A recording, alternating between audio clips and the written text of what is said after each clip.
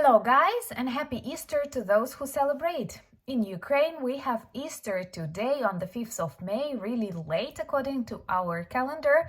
And I was really happy to see many people in Kyiv celebrating this beautiful holiday with old Ukrainian traditions. And also, I've met lots of foreigners on our streets, and it was a proof of your support, a proof of your trust in our future victory. But at the same time, this is a dangerous day because Russians continue targeting Ukrainian cities despite this really big Christian holiday. And it was really bad in Kharkiv today when they targeted the center of the city. In general, this week was marked by severe attacks on Odessa and Kharkiv, but also by a number of Ukrainian victories, both military and diplomatic, like the decisions of Lord Cameron to allow us to use long-range missiles on Russian territory, or Macron once again speaking about the potential of international soldiers coming to Ukraine. There are other things like Russia running out of petrol and our continued attacks on their oil refineries, successful attacks on their oil refineries. Lots of cases around Shoigu, with some people getting arrested, and the preparation for the Forum of Peace in Switzerland. Let me tell you more about this important event of the Easter week in Ukraine from an ordinary Ukrainian perspective. My name is Anna, and I vlog daily from Ukraine since the start of the brutal Russian invasion.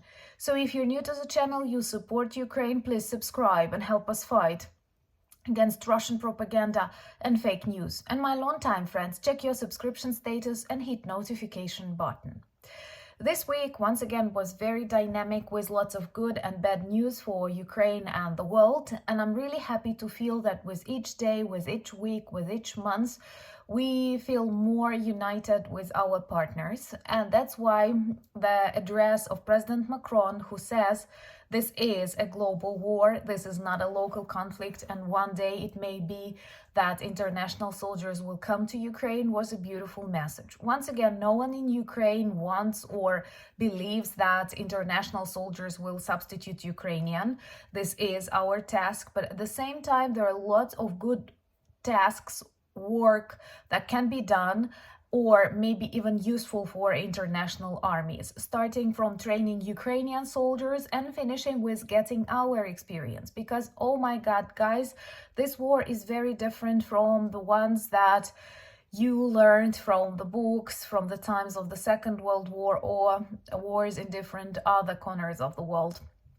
And this week, I was meeting with a NAFO convoy, and there will be a beautiful video on the channel soon. And we have gathered together with you a very big flock of drones.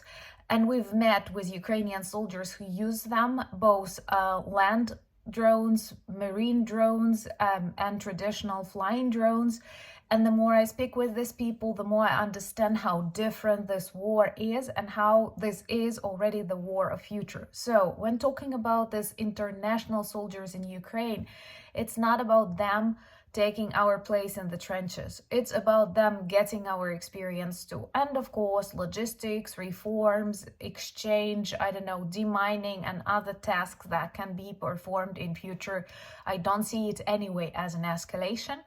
Let me know in the comments below, do you think this is an escalation, as some frightened European politicians comment? Because in reality, it is only Russia that escalates and does it continuously. And also the message that we will be allowed to use missiles like Storm Shadow on Russian military objects, I think is quite legitimate and something that should have been said and should have been done long ago, especially taking into account how Russia tries to use this, as they say, window of opportunities when we still did not receive the ammunition that we need. We cannot answer to the fullest, and they continue destroying Ukrainian civilian infrastructure. And today, on Easter, they have targeted the center of Kharkiv, causing lots of troubles and damage to this Ukrainian city and our people. And on the news, you watched what they did to Odessa, the university in Odessa. That was burned, vice rector killed, and many other people. They remind the world that they are not the ones to negotiate with. If you're new to the channel and you support Ukraine, please subscribe and help us fight. And this is extremely effective in spreading more information about Ukrainian resilience and Russian war crimes here. Unfortunately, there are lots to talk about. And there are lots to talk about Russian crimes inside of Russia. And I'm actually excited to see they have more and more problems around Shoigu.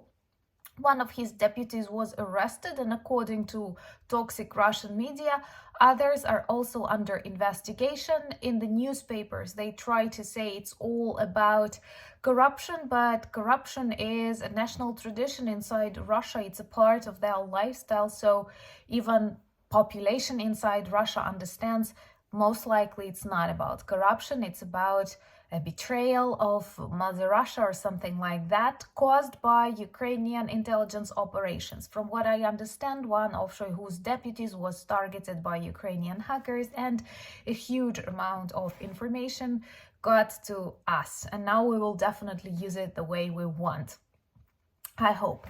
And we also continue targeting Russian oil refineries. This makes me really happy because there were rumors, we're not advised to do so, but from a military point of view, this is definitely very useful. And this is very effective. And sometimes I think that those who doubted whether to continue supporting Ukraine actually changed their opinion when they saw how even in times of lack of resources and lots of troubles around Ukraine, we continue doing that. And this week we have targeted 2 oil refineries in 2 different regions. In general, in this month, more than 10 Russian regions heard explosions on their big oil refineries that are now out of work. And Politico, not a subjective Ukrainian, had a very serious report on its pages about Russian problem with petrol, that they have run out of petrol for their ordinary use. And this has beautiful from the Ukrainian perspective consequences: political, economic, and military. Military, first of all, they don't have enough for the army, and first of all, petrol is used to fuel Russian military machine. Economic, they cannot export it and they had to cut down export. And political, of course, people see that Putin is lying, and all the success of his special military operation turns out into a great trouble for Russia. And hopefully with each day there will be more and more troubles that are felt anyway. And it is also important to understand that there are countries which still support Russia, like China, like North Korea and Iran. They continue selling, they continue buying, they continue supplying Russia with the necessary things, but they cannot buy some elements that are needed for the repairs of their oil refineries, because they come from EU countries or from North America and they don't have this access. And that's why more and more of their factories are now paralyzed, which is once again beautiful. But perhaps the most beautiful thing that can wait for us in future are the arrival of F-16s. And inside Ukraine there was a joke like that what are you waiting for most of all? And people were saying like Easter and F-16s. So now it's Easter in Ukraine. And by the way, I've brought to show you, this is a Ukrainian tradition. I'm in Kyiv, you know, so I did not have much access to things, but still these are traditional Ukrainian krashanki.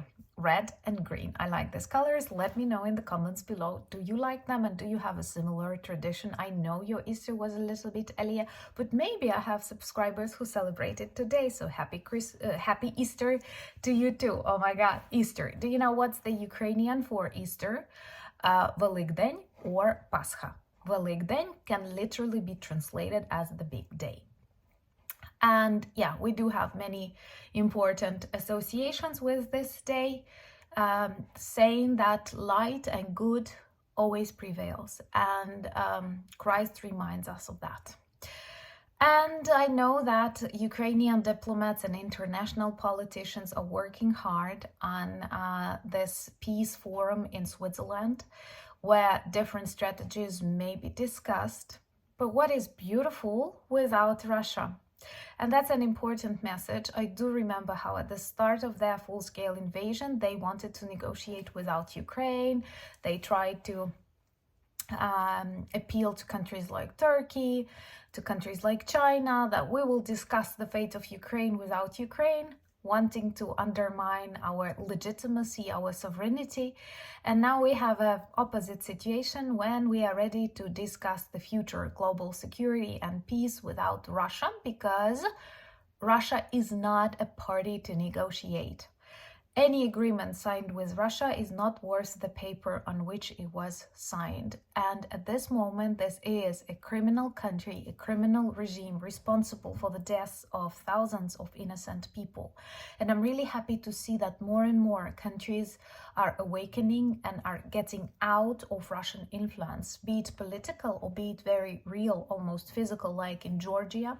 Thousands, hundreds of thousands of people protest against a copy of Russian law that pro-Russian government funded from Russia, an oligarch owner of the party, are trying to apply. This is a law on international agents, paralyzing the work of international media and NGOs and so on. But in general, this is a copy of Russian law. And whenever your country tries to close its borders from everyone and everything, looking for enemies around, this is a deadly symptom, and Russia is deadly ill. And we know that, and we cannot, unfortunately, simply observe it, because as any collapsing monster, it's quite dangerous for the neighboring territories. But united we stand, and I'm happy to see that people in Poland, people in the Baltics, people who had this evil experience of being a part of Soviet Union, once been occupied by Soviet Union, understand the dangers. They learn from Ukraine, they support Ukraine, but now more and more people understand in a faraway lands like France, like Germany, like the United Kingdom, like the United States, Canada, Australia, and many more beautiful places. So wishing you from Ukraine all the best.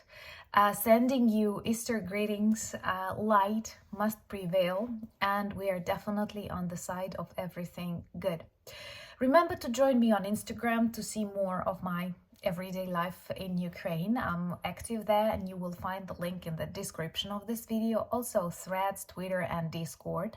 We have a beautiful merch shop with lots of t-shirts, sweatshirts, and caps that work well as reminders and conversation starters about Ukraine, and also tell a lot about our history, about our cultural heritage, and our weapons like drones, you know. And thank you for buying me coffees, becoming my patrons. Perhaps I will drink a glass of wine today to celebrate Easter and to celebrate our friendship, our resilience. And I'm very grateful to have you in my life. You know that you are already a family. That's why I'm happy that I can share this Easter evening right now in Ukraine with you. Slava Ukraini!